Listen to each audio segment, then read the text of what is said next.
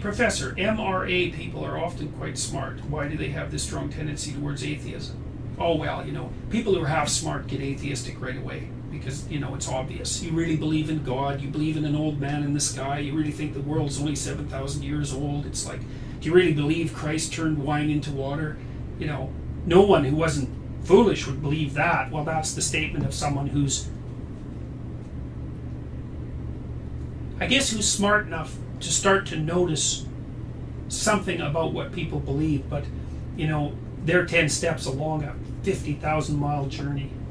So, and then the other thing, I already mentioned this about atheism, people like to think that the reason they're atheistic is because they're clear-headed and rational. It's like, well, first of all, no, probably they're not, because how often do you meet someone who's clear-headed and rational?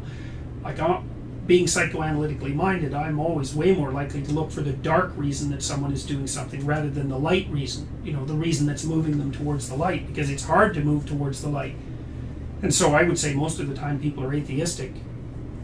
Well, it's fashionable in some sense. Like, it's a fashionable way to revolt if you're rational and if you're kind of an intellectual.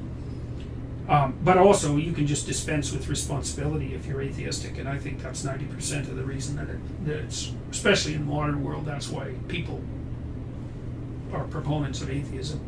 Or they have some particular hatred for the church. I think Richard Dawkins has a particular hatred for the church.